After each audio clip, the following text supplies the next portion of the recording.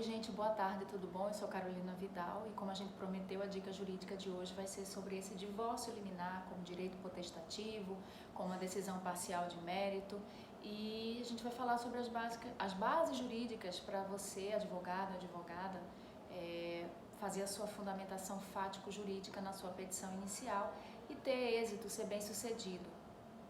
Bom, inicialmente a gente vai fazer um paralelo entre os argumentos, alguns dos argumentos, porque a gente não vai ter a pretensão aqui, né, de enxugar o assunto. Na verdade, a gente elencou algumas coisas que a gente julgou relevante para a gente tratar e fazer de uma forma bem didática esse vídeo de hoje, tá bom? Então, os argumentos a favor e os argumentos contra o deferimento do pedido de divórcio liminar. Vamos lá.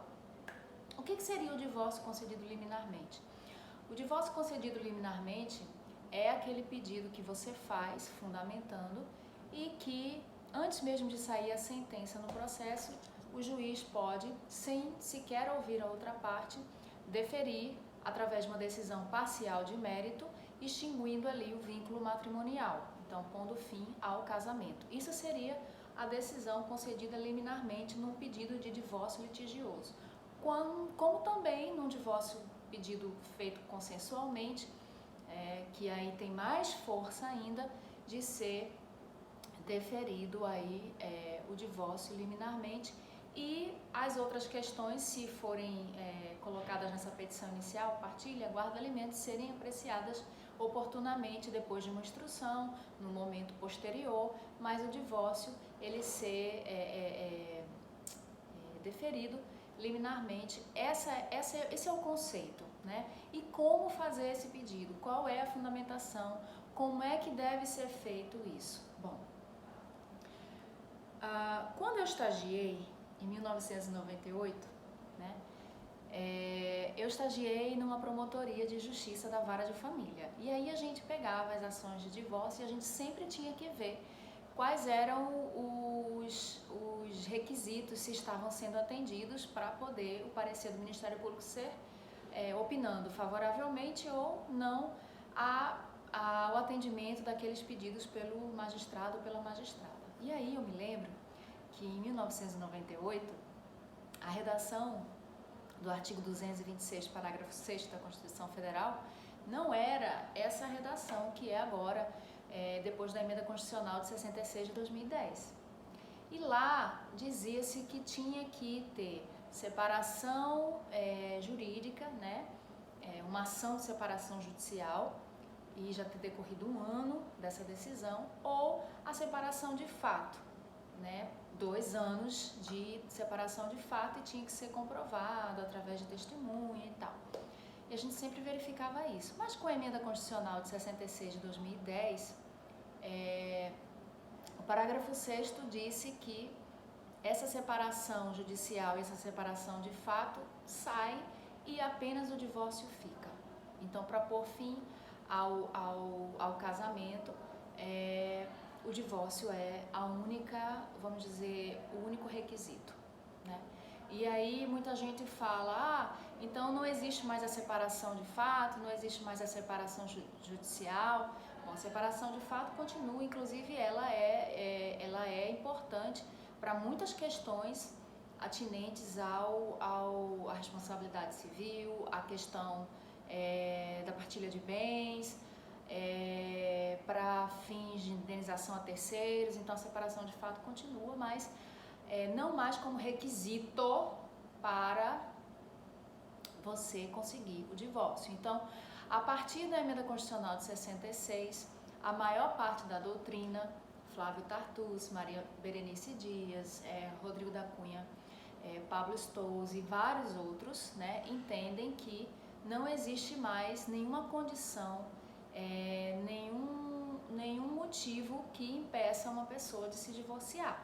E aí a gente entra na esfera do direito potestativo, né, que é aquele direito que ele pode ser exercido independentemente de qualquer condição, de qualquer justificativa ou de qualquer anuência da outra parte, né? Essa é a ideia do direito potestativo, que através do pedido de divórcio você deveria obter a decisão parcial de mérito ou decisão liminar né, uma tutela de evidência, artigo 311 do Código de Processo Civil,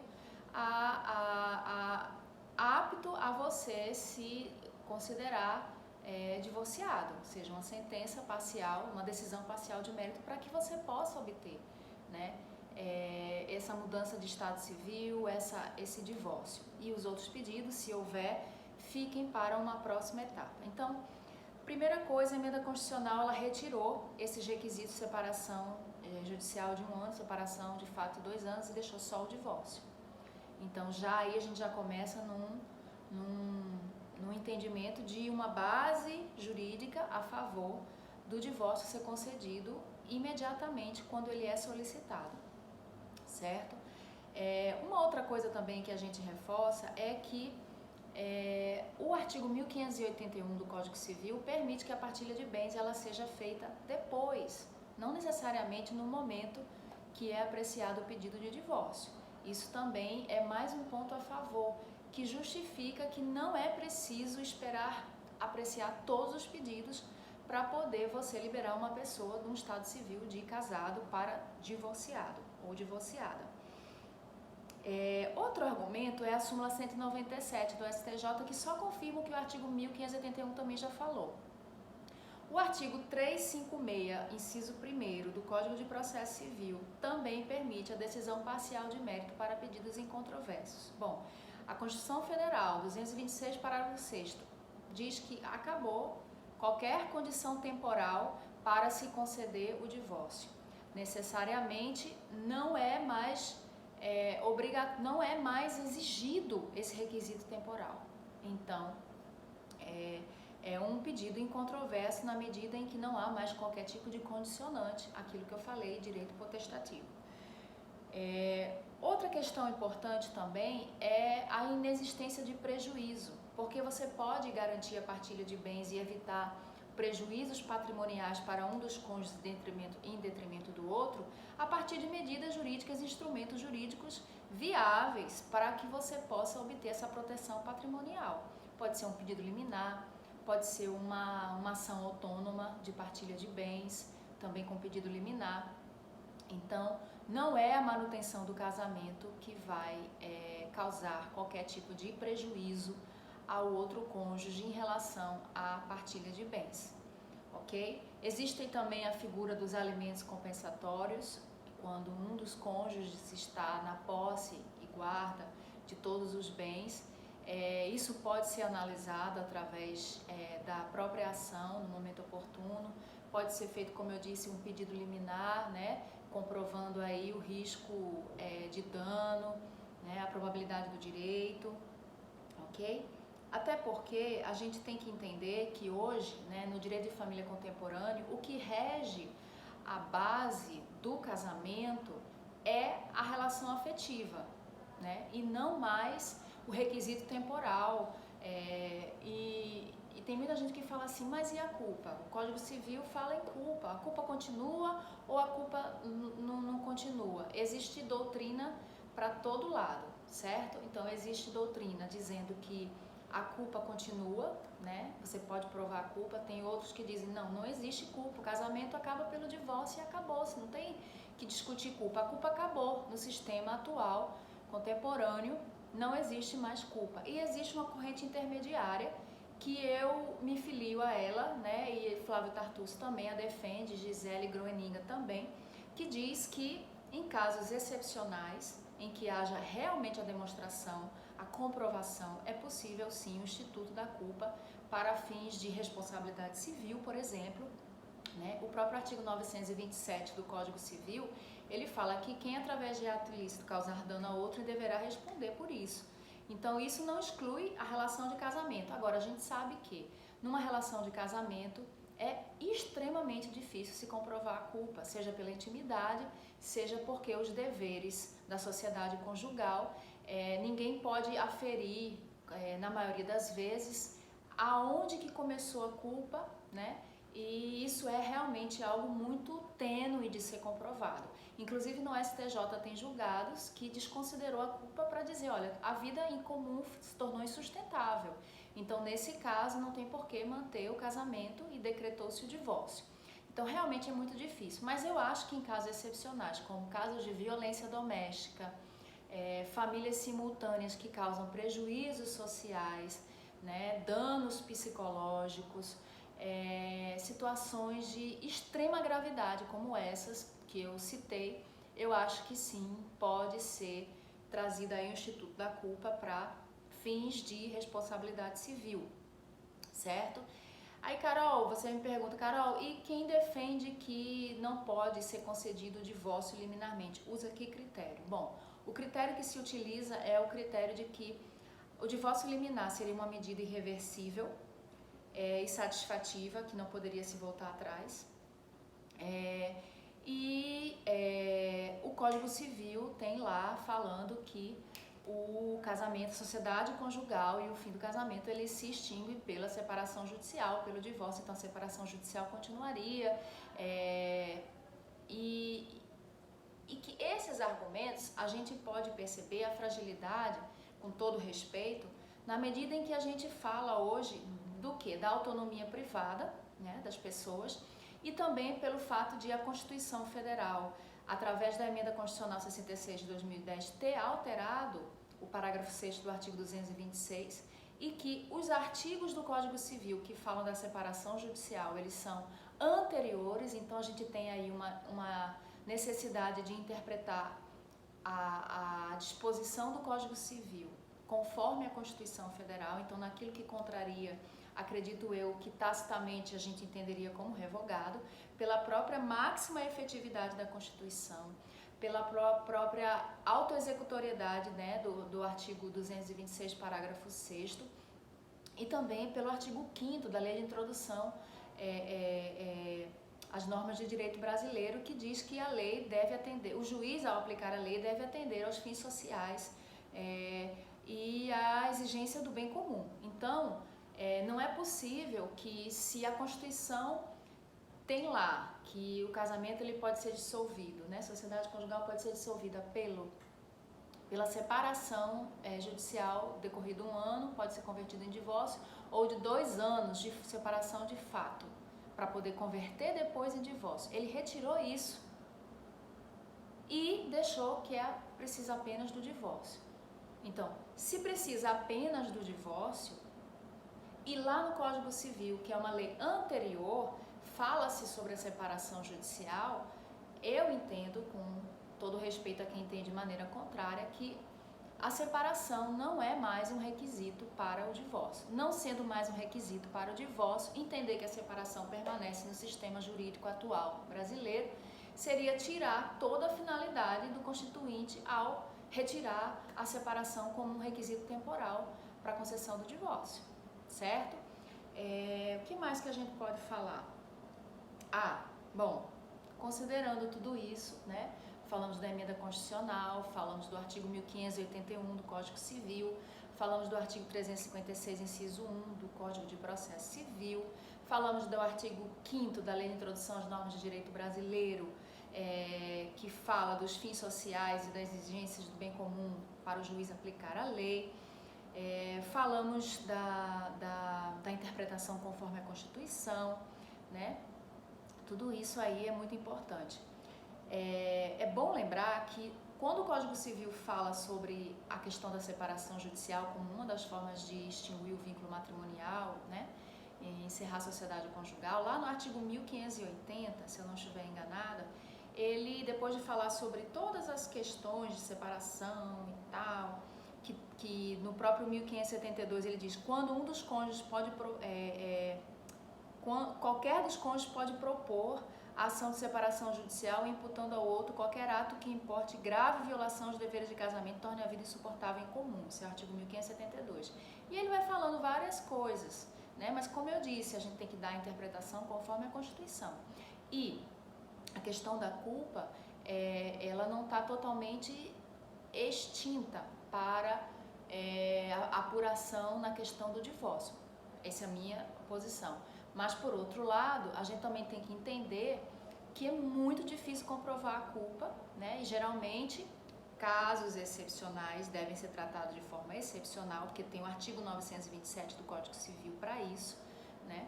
Os atos ilícitos que causam danos devem ser reparados por quem causou o dano, independentemente de essa relação ter sido no casamento ou não. Eu acredito que a responsabilidade civil ela atinge, ela alcança os cônjuges, ok? Mas o que a gente quer destacar aqui é que tudo que se fala de separação no Código Civil tem que ser dada uma interpretação conforme a Constituição. E naquilo que contrariar ao que a Constituição Federal trouxe, através da Emenda Constitucional 66 de 2010, a gente deve considerar como revogado tacitamente. Meu entendimento. Com todo respeito a quem pensa diferente. Por fim, algumas dicas para que você possa ter êxito no seu pedido. Primeira coisa, abordar todos os pontos na sua petição inicial. Como assim? Não adianta a gente querer que o juiz faça aquilo que a gente entende como devido se a gente não faz o dever de casa. Então, Carol, você está me falando para fazer uma mega petição? Não, estou falando para fazer uma petição, falar sobre tudo, fundamentar fundamentos fáticos e fundamentos jurídicos de forma satisfatória, fazer essa fundamentação completa, fazer essa fundamentação ampla em menos páginas possível. Ou seja, você tem uma capacidade de síntese e de convencimento adequada à quantidade de páginas. Nenhum juiz vai ler sua petição inicial se você for prolixo, se você perder a objetividade, se você não falar aonde você quer chegar, ou se você não contextualizar a norma ao fato para que aquela causa de pedir ela tenha substância, ela seja completamente delineada e que quando o juiz ou a juíza pegue para apreciar, esteja claro e não fique nenhuma dúvida que faça voltar o processo para o advogado fazer alguma emenda à petição inicial, ok? E nesse aspecto, quando é um divórcio consensual, alguns magistrados, algumas magistradas exigem o reconhecimento de firma. Não é obrigatório, mas por excesso de zelo a gente recomenda que sim, seja sim reconhecida a firma da assinatura dos cônjuges no acordo de divórcio a ser protocolado mediante petição inicial. Isso já vai evitar, né, um retardamento se o juiz entender que tem que ter reconhecimento de firma. Então, para evitar isso, já reconhece a firma se for um divórcio consensual. Outra coisa que a gente tem que ter cuidado se o direito familiar contemporâneo ele tem por base os laços da afetividade, a felicidade dos indivíduos, isso é comentado, isso é citado inclusive como base jurídica em várias sentenças e em vários julgados, né? Tanto de tribunais de justiça estadual quanto pelo próprio STJ, a celeridade que se espera, ela precisa ser começada com o advogado, com a advogada.